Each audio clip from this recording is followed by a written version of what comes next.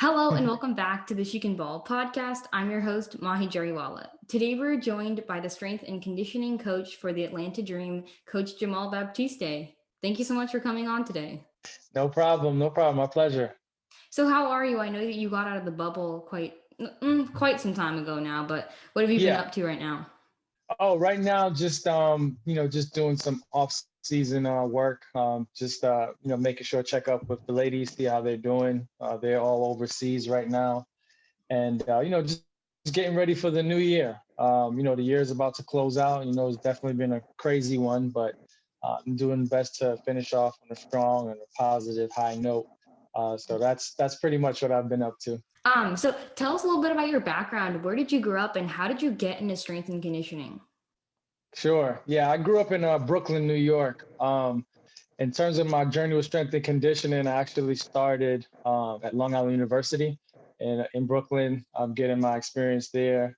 I had a really great time under the wonderful tutelage of Richard James, and I learned. That's where I got my foundation. From there, I relocated to Charlotte, North Carolina, and I was had the pleasure of working for numerous universities there, such as Johnson C. Smith University, Wake Forest University. I did an internship with the basketball performance coach, Coach Ryan Horn, who's awesome performance director. And from there, I also just was able to have the pleasure of traveling overseas, do some contract work, so massage therapist. So I also helped them out too with the track athletes. So to answer your question, definitely just a lot of practice, a lot of uh, internships at the beginning, because you kind of have to start from somewhere. You can't just Yeah. jump into something. You got to really get that experience and to know what you're doing when you can finally go on your own.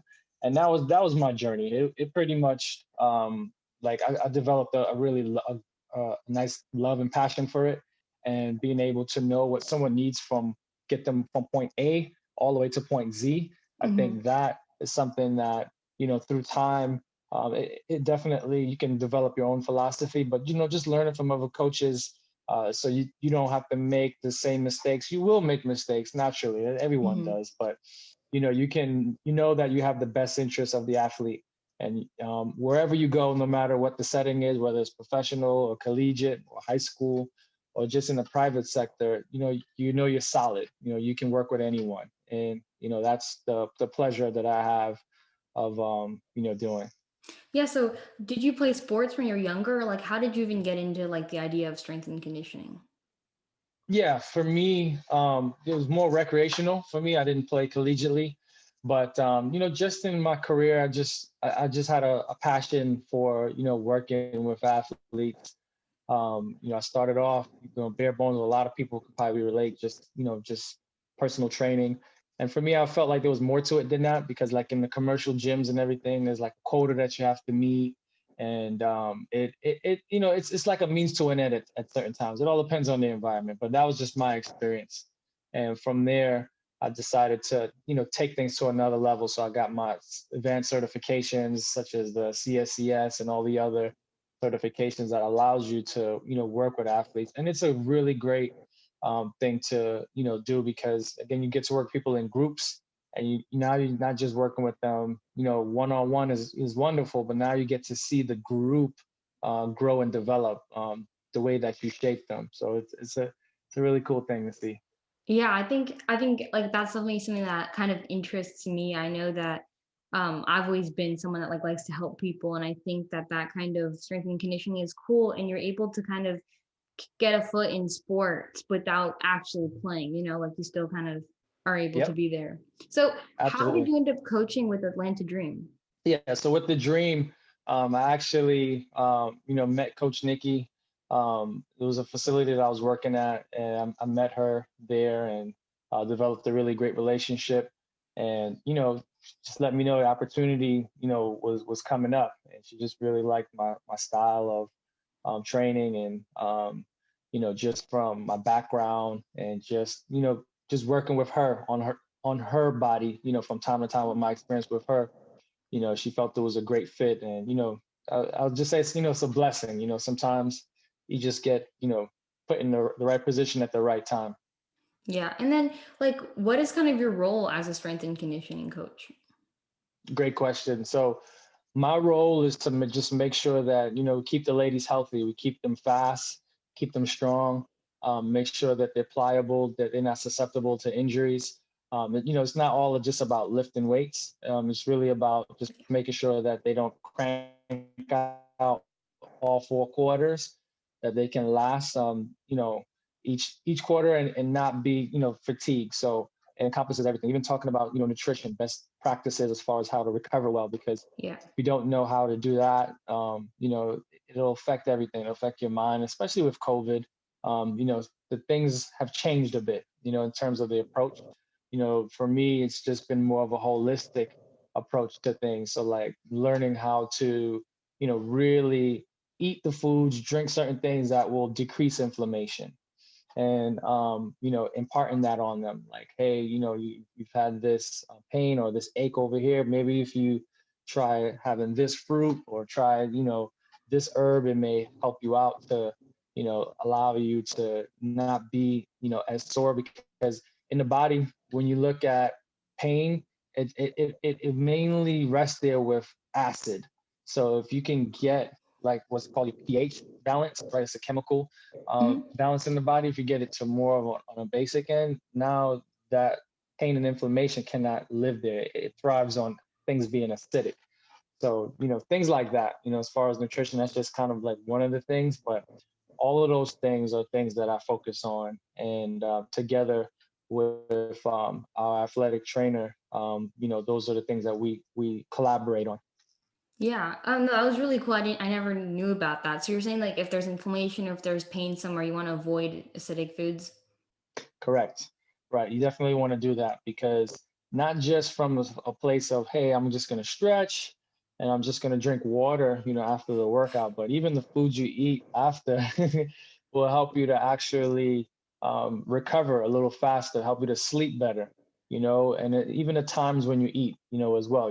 No matter if you're looking for weight loss or you're just looking to just stay in shape, you want to give the body a chance to reset itself and not eat too late, because again, the digestive system doesn't get a chance to really rest the way it's supposed to, and that can interrupt your sleep. So how many hours before you sleep do you think is ideal that you eat your dinner? Like, I would definitely say at least 2 to 3 hours, two being the minimum, three would be ideal.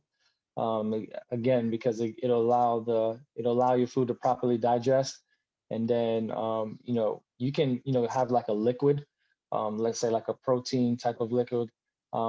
Depends on the body type. Everyone's body is different, so I wouldn't recommend, like, say like, okay, you just have this specific protein. It all depends. Definitely have want to check in with your nutritionist and your physician, to see how certain proteins interact with your body. Because back in the day, people would say, "Well, yeah, do like a casein protein because it's slow digestion or this," but certain dairies and everything, and don't really agree with everyone's body. So you really Mm. have to know, like, your blood type, and know all these things in order for you to like really customize an actual regimen. Cool. And so, if you were in the normal season, what would like a day in your life look like? It's a great question.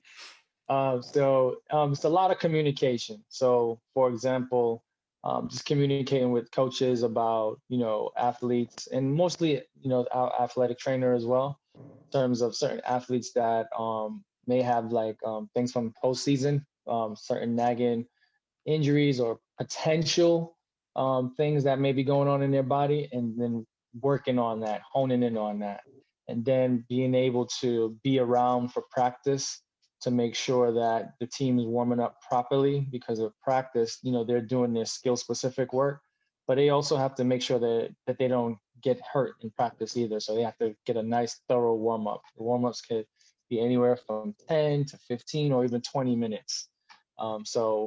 Doing that, and then making sure that like throughout the day, that they can, they're fully recovered from the practice, that they're, feeling fresh, so Yeah. they can move on to the next, and whether it be a game or whether it be, another practice day.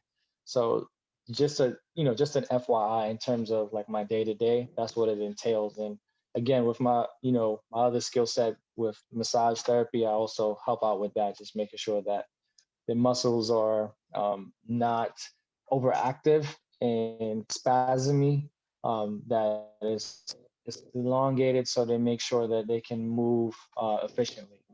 Yeah, and I know it's harder to do even deal with like these pro players because like that's their job, right? They're constantly on the move, they're constantly playing. Yep. And so how important do you think recovery is not only for WNBA players but for young players like me? Oh, that's a wonderful question. For me, that's my number one.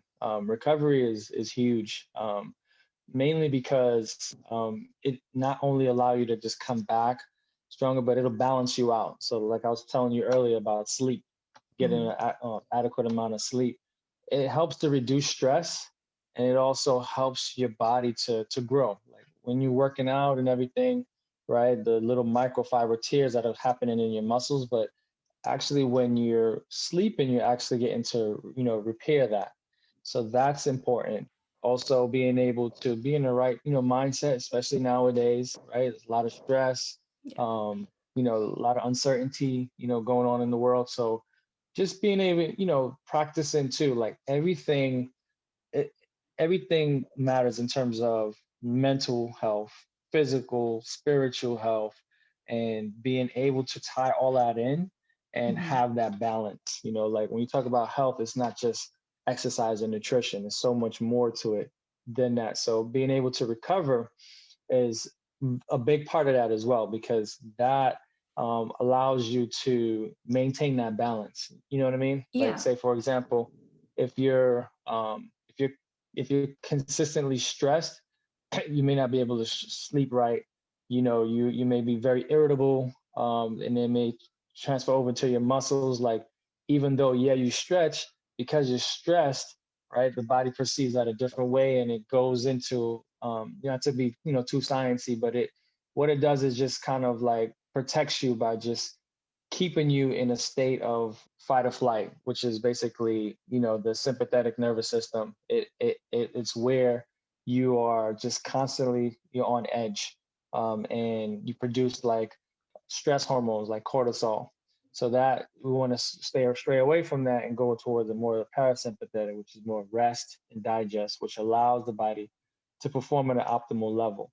So that's just more, just in terms of like the nervous system. And of course, Mhm. we have many systems in our body, but they all have to be balanced out by the things we do in terms of nutrition, the things we do in terms of sleep, the things we do in terms of making sure that our muscles and our soft tissue, our fascia, our and being able to like timing, for everything, the right foods at the right time, the Mhm. right stretches at the right time, like before you work out, after you work out. A lot of people, they'll do like a little something and just jump into it, but they don't realize how important it is to like recover after the workout to get that process started. So to answer your question, it is paramount to recover. Mhm. And so you were talking a little bit about like pre-workout and post-workout. I've talked about this a little bit before Hmm. in previous podcasts, but I wanted to hear your kind of take on that. So how important, because I think everybody has their own kind of take and then people can take whatever they want from that and kind of implement that in their own life. So what do you think, kids should be doing pre-workout and then post-workout? Because I think for me, when I think, especially even now when I think of recovery, I just think about rest, right? Like sleeping is recovery, but there's so much Right. other stuff like stretching, foam rolling. Yeah. So Yeah. Absolutely. So like right before, everyone's body's different. Yours is, mine's is. So we all have different what's called muscle imbalances, and it could be from everything. It could be just from activity. It could just be from overuse of certain things. So we have to address that. Once we know, all right, we have some stiffness on maybe one side or the other side of our hip. At the beginning of the workout is when you want to address that. So like you were just saying, in terms of like the foam rolling your entire body, knowing how to properly do that. Your calves, your hamstrings, your glutes, your quads, your lats, which are your back muscles, the back, just being able to really open up specific areas of the body, like your hips, your thoracic spine, which is your mid back area, your ankles, making sure you have ankle mobility because that's your foundation. So being able to address these areas, whether you have an imbalance or not, or you're aware of it or not, but just being aware of it, having that knowledge to like, all right, I'm going to make sure to follow this framework of adding mobility where it's needed and then reinforcing that with stability. So now I'm moved. Now I've addressed these issues at the beginning, and now in doing that, gaining mobility, proper movement, and then stability, which anchors you down, right? Where you need to, specific areas of the body, specific regions. Now you can move more efficiently. Now you can warm up, and now everything is online. Everything is moving the way it's supposed to. There's no um, deficiency, in terms of Yeah. movement. You know what I mean? So now Mhm. when you actually go to lift, there's a science to it, obviously. But when you go to lift your weights, right now all the muscles that are working are supposed to be. Then once you finish, now it's the same sequence, right? The way you started is the way you end. So you can foam roll, you can stretch, you can, there's plenty of massage guns out there now. You can use that, and then you can, stretch right after that, whether it be with some bands or you just, manually doing it on your own, or if you have a partner, a workout partner, which is also great too. And Yeah. then from there, making sure you have the adequate amount of, nutrition to couple that, because that it works hand in hand. So, just to answer your question, pre-workout, you definitely want to have like a really great what's called a movement prep series, like a performance prep type of series, because you're preparing the body to move, you're preparing the body for whatever it is, whether it's a weight session or whether it's like, you're doing some agility work, multi-directional work. So all of those things are gonna, make you successful. And how long do you suggest that we do something like that for? So at the beginning, I would say at least 5 to 10 minutes, and at the end, around the same time. If you need a little extra 5 minutes, for both, 10 minutes Okay. will be max. But like if you need more time, for sure, you can do an extra 5 to 10 minutes. 'Cause some people do need to, do some more static stretching, certain areas. Some people sit for a long period of time, and again, certain activities that they do constitute a little bit more emphasis in certain areas. Yeah, I think with stretching, it's like anytime like I have like weak ankles, right? So like I remember Yeah. during the season last year, like anytime I would get like any kind of ankle thing, I would be doing that. So like I remember I had like this board and I would put my water ball down and pick it up and like work on stability. But the second that injury goes away and it stops hurting, I'm like, all right, I don't have to do it anymore.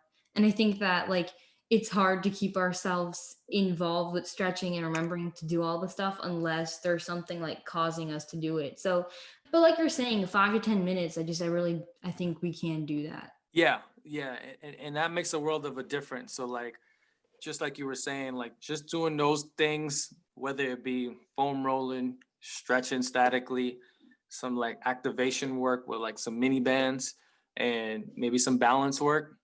Now you're addressing these issues that you may not even be aware of, and now you can move on when you actually go through like your warm up or you actually go through your workout. Now you can, move in a manner that you're more confident, right? And Yeah. now all of a sudden there's no leaks throughout the system, because when you look at that, that's literally what it is, from the ankles, the knees, the hips, the shoulders, right? Anytime there's a leak in a certain area, right, now you're going to get the symptom that shows up in the form of knee pain or in the form of back pain, and that may not be necessarily where the issue is. You may have to look at the joint above or below to see what's going on. So by doing those things that I mentioned to you earlier, now you actually address that, because now you make sure that the joints that need stability, they have it. The joints that need mobility, they have it, and now it allows you to optimize that movement efficiency. Yeah. And, I think now there's so much research, there's so much science that backs up these things, right? And like a lot of things, it's Yep. changing. So if we think about the WNBA players that you're working with right now, I feel like their bodies, our bodies when we're their age should be better because we have all these resources, we have people telling us what to do. So when you look at these WNBA players, are there any common weaknesses that you see in them that you feel like could have been addressed earlier? I mean, everyone has, issues, right? So it could be something that they've had from the past, or just something that you discover, like, hey, I'm gonna, work on that to, prevent something, worse from happening. And then you educate them on that too, in terms of Yeah. landing, in terms of changing direction when they cut. Be careful here because this move can cause you X, Y, and Z. And then you give them homework in terms of like, all right, we've addressed this. Show them video or picture side by side, like, look, this is where it was before and this is where it's at now. Mhm. And that, those are just some of the things that will not only allow them to take some ownership of it, but also for me, for myself, is objective information that we both can be on the same page. And now together we're collaborating together on these things because they're very open about, any issue that they may have had in the past. So, it's my job to, meet them there and make sure that they're moving in a pain-free range of motion. But to answer your question, the most that I've seen, from this past summer in the bubble Mhm. was, of course, ankles. You got, ankle stuff. You got hips, right? And Yeah. you want to make sure that the hips can move. But yeah, ankles for sure. Being able to make sure they have adequate amount of ankle mobility, but at the same time too, at the bottom, the feet, they need, that stability as well, and maintain that balance, because the foot is kind of like like a tripod, right? You have different arches, in the foot, and not trying to go into a science lesson or anything like that, but again, educating them on that, right? So like saying, okay, based off of, our movement assessment, these are the things that I'm observing. I know you mentioned that, but this is, your ankles feel stiff. This is what we're going to do for it. But moving forward, like when we're moving, you want to, make sure to do this on your own, assigning different things to them that they can, buy into, and also, just implement. So it keeps them, performing at a high level. Cause I mean, for the most part, when you look at they're at this high level, Yeah. and even at this high level, you still have things to work on, not just on that from my end, but also on the skill side too. So once my job is done on that end, now it's just a matter of for them to just focus on their skill stuff. And I'm sure they just rather worry about the skill stuff and to know that their body's in really good shape. Then they just have to focus on one thing, is performing Exactly. well, winning games. And that, that really, goes a long way. So, for me, I make sure that I'm very detailed and I'm thorough as possible. So I make sure to get them on board with, hey, this is what the issues are. Hey, this is the solution. I got the solution for you. So now this is the game plan for the solution. We got this, and this. All you got to do is this. Oh, all I have to do is this. All right, I'm doing it. So the less they have to worry about it. When they come to you, they know they're in good hands. They know that they trust that, you know what they need. So Mhm. once you deliver that, again, it just, takes the pressure off of them. And that's what I, definitely pride myself in doing. Yeah, and I think that's true because we can't control how we play in games or like how the stuff happens, but like little things like that we can control, right? And like making sure we stretch and things like that. Yeah. Right. I kind of want to go back a little bit. I know we talked about some overtraining things because, and I like to bring this up a lot, but I have a big question. So, some people like to take a rest day every week, right? And then some people like don't, like everyone has a different cycle. How do you know what like your rest day cycle or how your body works? Yeah, no, that's a great question. So you have to look at, and then, in my field, there's, different ways. There's formulas actually. There's actually like literally formulas that you can write out to measure load. But I look at the schedule. I look at the schedule. I look at the amount of time that I have them in the weight room, the things that we're doing on the court. I look at, the sets and the repetitions that we're doing. I look at the volume that they have for practice, how much time they have for practice, the games, how long the game is. And that allows me to say, okay, and that's collaboration too with, head coach Nikki, just to, talk about it, and we dialogue and say, all right, well, rest day is this day. And then when they rest, they're not just resting from practice, they're resting also from myself. So that's how we determine that. We just look at the overall volume of the way the season is going, whether it be off season, And again, off season for them, it's, they're normally overseas. So Yeah. by the time they come back, it's training camp. And we're just looking at, okay, the volume will start to slowly decrease, but the intensity will go up, by the time they're getting into season.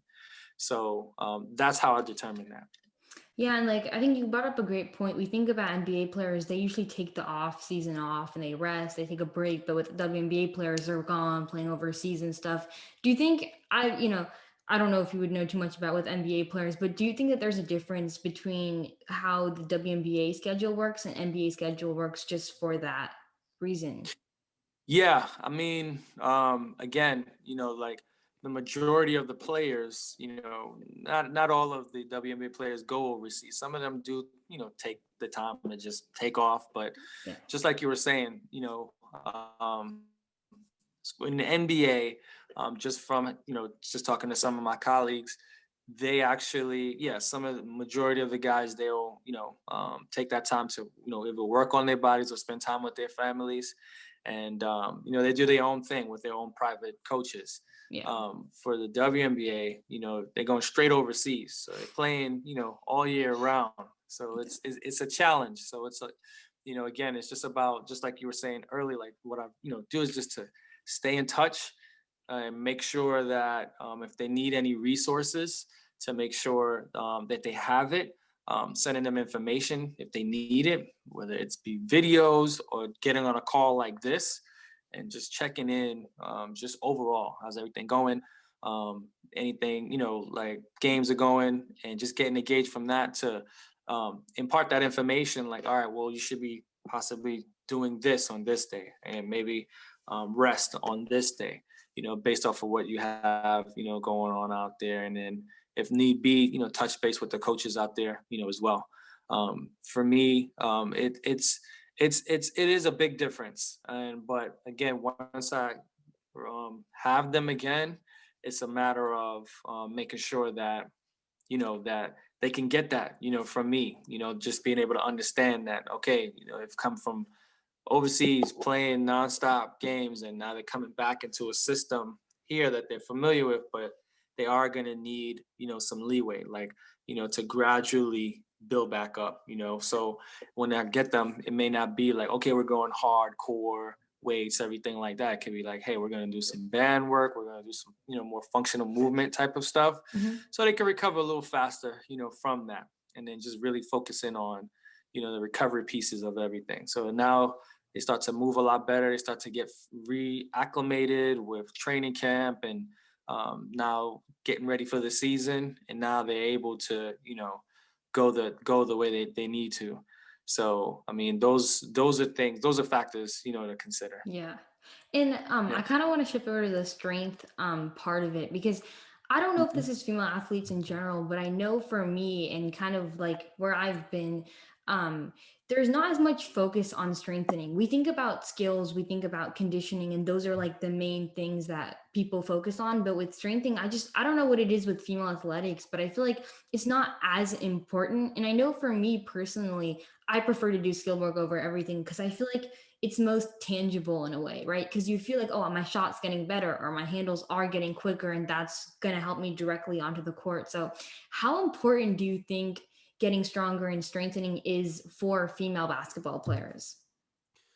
Oh, it's 100%, important, because again, just being able to know, uh, the demands of the sport, and also, female body is a different makeup than the males, right? Yeah. So females have more of a propensity to have, knee injuries, ACL injuries.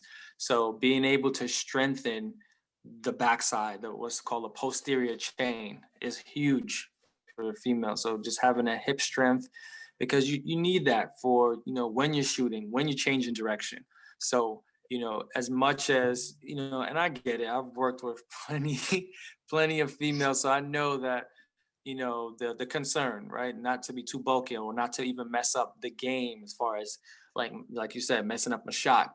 I don't want to feel like I'm gonna overshoot, or I don't want to feel like I'm stiff, or my legs are heavy.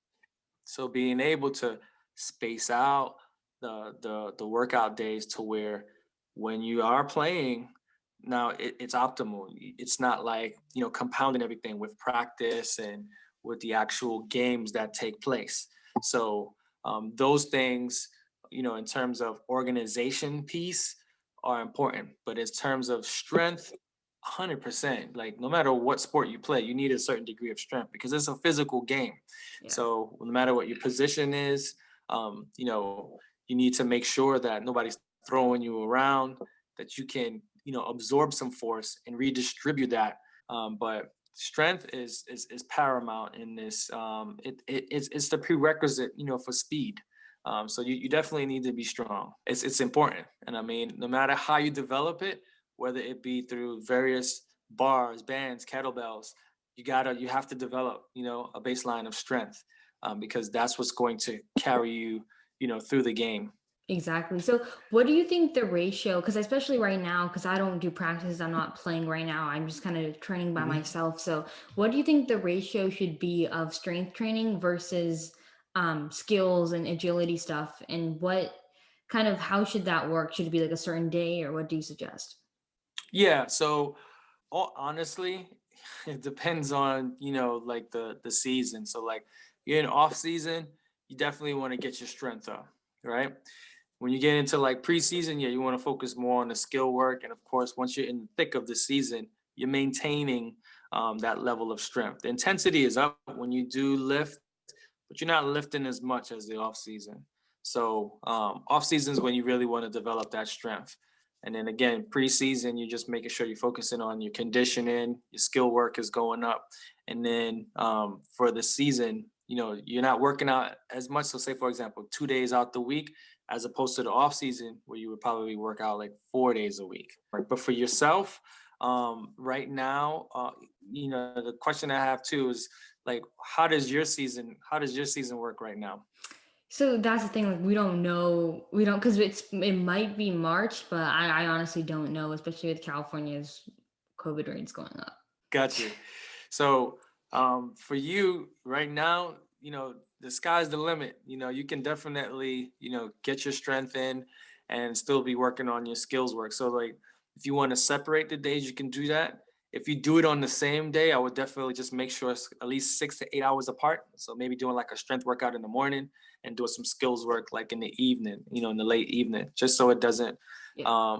you know what I mean? You have a good Yeah. amount of time to get some nutrition in and recover from the workout, and it doesn't really interfere with what you need to do. But the skill work is of course the most important, but you still have to have a certain degree of athleticism in order to be successful at it. So it goes hand in hand. So it all depends on the level, but just overall what I'm saying is looking at where you're at, as far as the season. Like if it of course with COVID has made everything very complex and Yeah. uncertain in terms of when sports will start up and protocols and so on and so forth. But you can definitely get innovative. You can definitely there's a ton of like virtual programs that you can do as far as skill work. Just with one basketball in your hand, you can give yourself a nice skill workout with just ball handling, go into the gym, get your own space and work on some shots and, just work on, different moves. And same thing as far as the strength, right? Like say if you have like some equipment at home or just a field where you can go out, open up, do some speed work and things of that nature. But to answer your question, it all depends on, where you're at in the season. Like off season is where you really want to focus on strength work, really developing that base of strength. Preseason is where you want to focus on, more skill work and conditioning. And then, of Yeah. course, once the season hits, all you're doing is maintaining the strength that you achieved in the off season. Exactly. So right now, I Yep. know that there probably are a lot of kids out there kind of in the same situation, right? I mean, I would probably Mhm. consider this more of an off season. So what would you suggest, just as like a general, like how long and like what should be the schedule for week? Like how would you write out a schedule? Oh, good question. So, say for example, you could do at least 3 days. 3 days a week is, pretty, moderate for someone, your age. Um, And then also you want to, incorporate, different theme on each day. So let's say, for example, today is Sunday, and we're, getting a workout in, and we're focusing on, you can incorporate like speed in the same day that you do your strength work.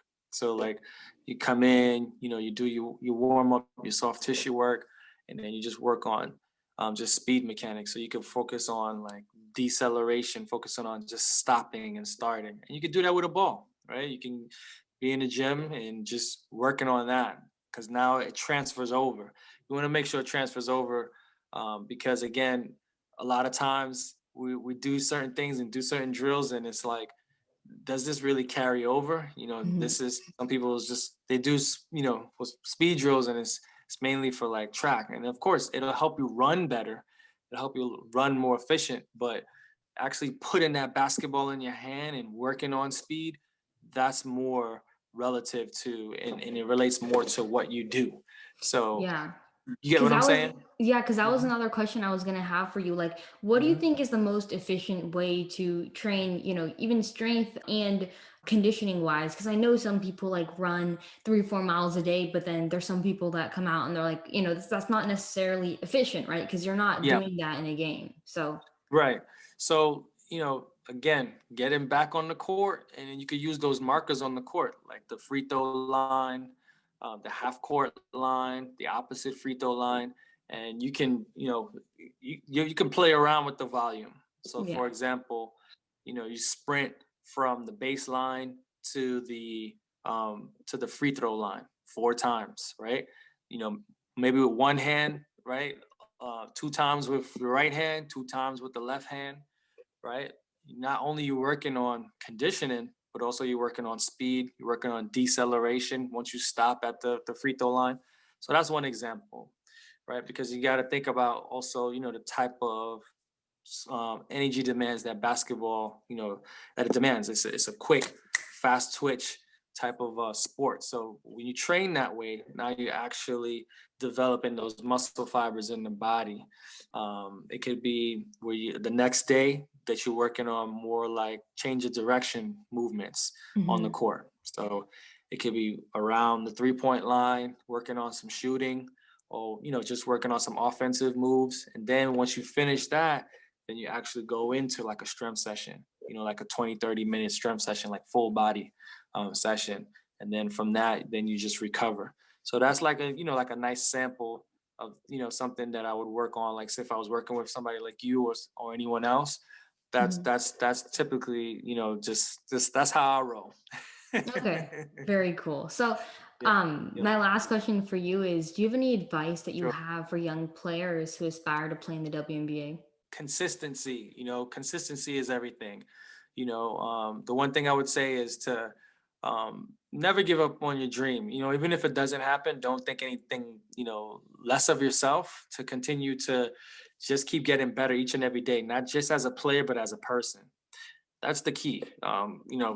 Who you are as a person is going to determine the trajectory of your success and what you accomplish in this life. Like just because you're a good athlete, it doesn't necessarily mean that because anything can happen. You can get injured, and then it's all over. But being a good person, I think you actually attract what you need. You attract the environment. You attract the people around you that will come and support you and hone you. Because let's say you're just an okay athlete, but you're a great person. You can be developed. You're coachable. Be coachable. That's important. Be willing to grow. Be willing to look at your strengths and look at your areas of improvement. I don't like to say weakness, but your areas of improvement, and Mhm. being able to work on those things. Allow those areas of improvement to now become your strengths. Continue to keep refining your strengths, but also focus on that. Yeah. So that's what we do, right? At the beginning of the workout, we focus on. That's why I'm big on that. Like I focus on where's those areas of improvement. All right, we gotta work on ankle mobility. We gotta work on hip mobility. All right, we're gonna work on that. So now we can continue to build that framework and refine our strengths. Now we've turned those potential weaknesses, so to speak, into now strengths. So it's the same thing, just in terms of allowing yourself to be coachable. So being coachable, being a good person. Those are two things I would say you definitely want to do. And when it comes to the skills portion, the taking care of your body, learning about your body is super important. You want to read magazines or read books on nutrition, read books on it could be basketball specific. Just never stop doing that. Always, always, always, at least once or twice a month, whether it be something on offense, defense, or skills. Always consistently learn the game, be a student of it, and then just having mentors around you to allow you to grow personally, personal mentor, and now you have a mentor also for the skills aspect of it. So it could be a coach, so someone that was successful that played collegiately or played in the WNBA. That's also important as well. But social media, now you have access to everybody, so Yep.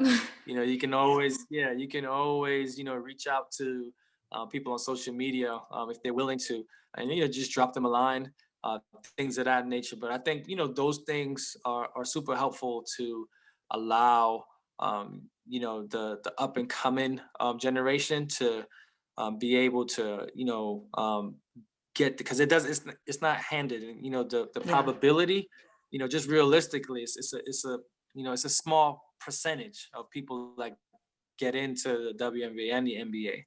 So you have to be okay with that if you don't make it. It doesn't mean that Mhm. it's Yeah. over, because guess what? You could still end up becoming a coach. You could still end up doing things on a whole nother level. You could do a player development person.